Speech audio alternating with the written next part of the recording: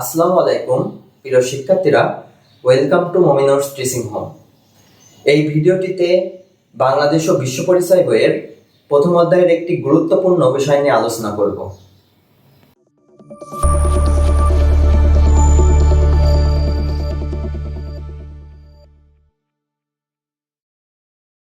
ভিডিওটিতে তোমাদের বইয়ের 7 নম্বর পৃষ্ঠা থেকে আলোচনা করা হবে। তো চলে আসছে ভিডিওর মূল আলোচনায়।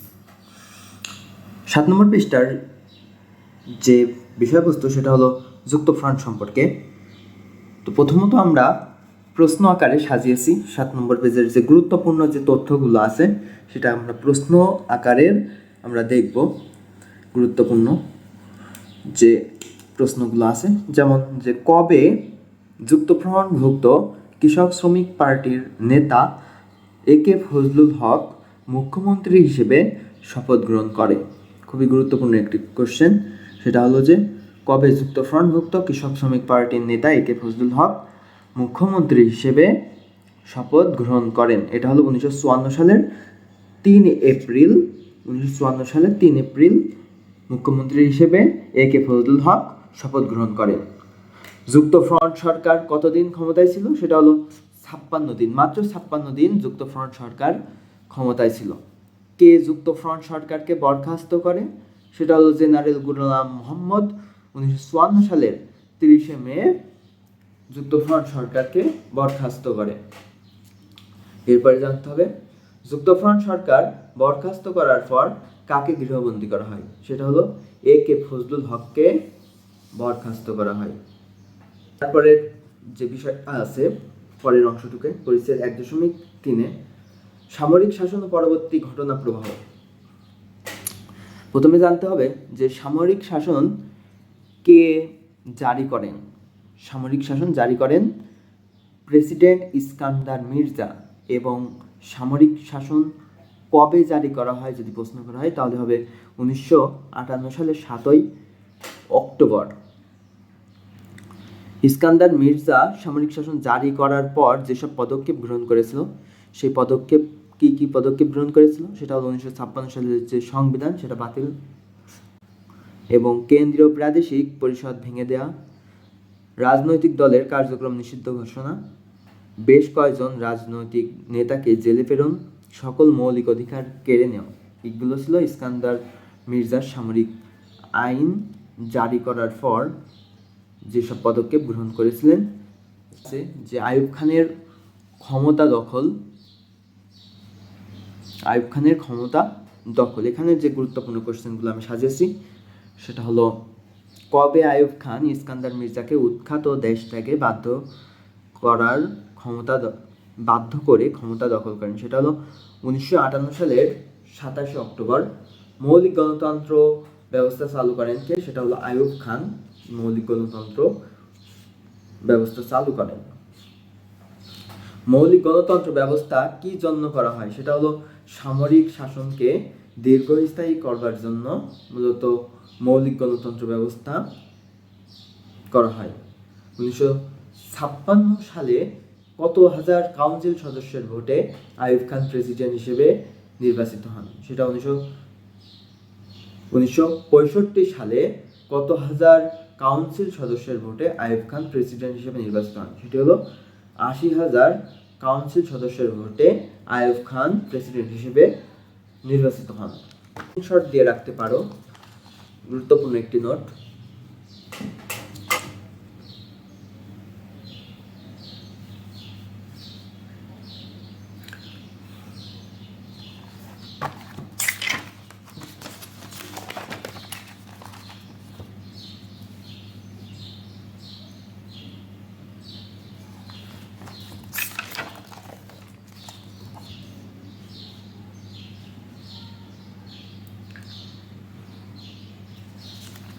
তো চলে যাচ্ছে এবার আমরা বইয়ের থেকে আমরা বিস্তারিতভাবে জানব।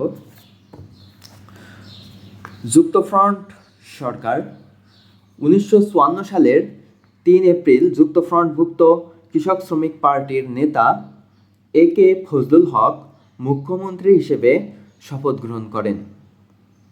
যুক্তফ্রন্ট সরকার মাত্র 56 দিন ক্ষমতায় ছিল।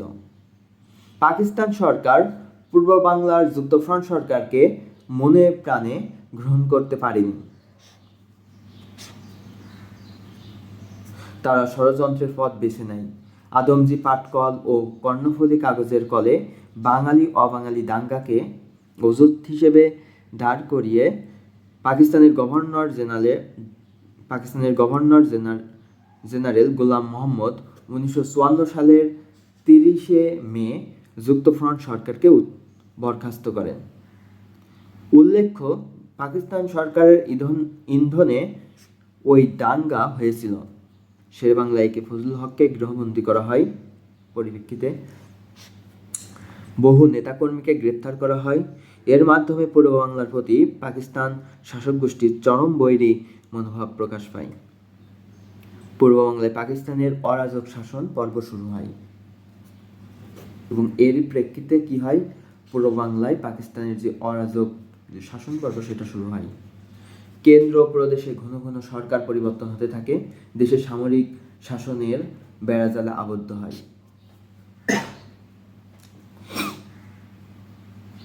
সামরিক শাসন ও পরবর্তী রাজনৈতিক ঘটনার প্রবাহ,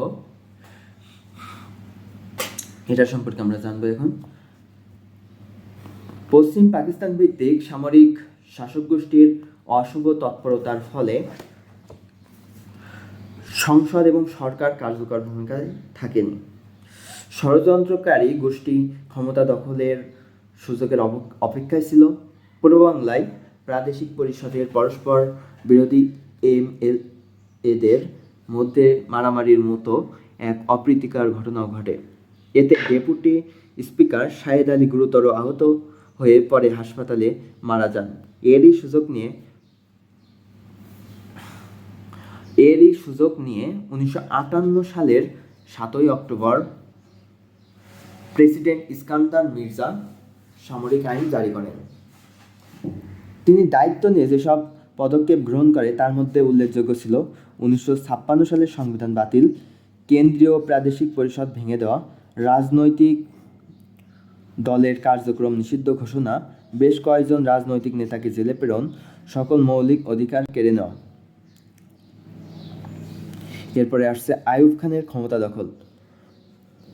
1958 সালের 27 অক্টোবর জেনারেল আইয়ুব খান ইস্কান্দার মির্জাকে উৎখাত ও দেশ ত্যাগে বাধ্য করে ক্ষমতা দখল করেন। তিনি নিজেকে পাকিস্তানের প্রেসিডেন্ট পদে অধিষ্ঠিত করে যেসব পদক্ষেপ নেন তা হলো নিজেকে প্রধান সামরিক আইন প্রশাসক ঘোষণা, পূর্ব ঘোষিত 1959 সালে অনুষ্ঠিতব্য সাধারণ নির্বাচন স্থগিত করা, দুর্নীতি চোরাচালান দূর করার অঙ্গীকার ব্যক্ত করা, রাজনৈতিক দলের নিষেধাজ্ঞা বহাল রাখা।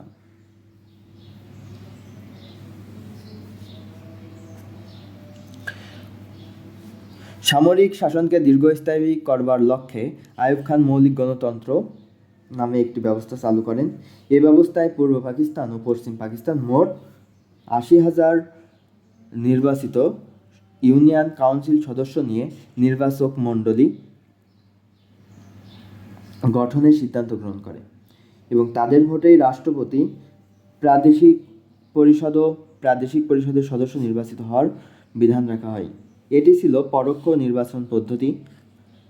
এরপরে আসছে 1965 সালে 80,000 কাউন্সিল সদস্যের ভোটে আইয়ুব খান প্রেসিডেন্ট হিসেবে নির্বাচিত হন। কত হাজার কাউন্সিল সদস্যের ভোটে? সেটা হলো 80,000। এবং কত সালে? সেটা হলো 1965 সালে। সামরিক শাসনের ফলে সকল ক্ষমতা কেন্দ্রীভূত হয়ে পশ্চিম পাকিস্তানি শাসক গোষ্ঠীর হাতে।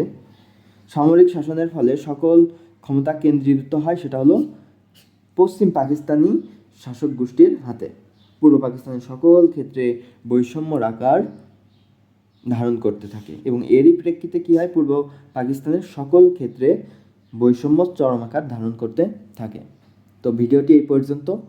পরবর্তী ভিডিওটিতে আমরা 8 নম্বর পৃষ্ঠা সম্পর্কে আলোচনা করা হবে।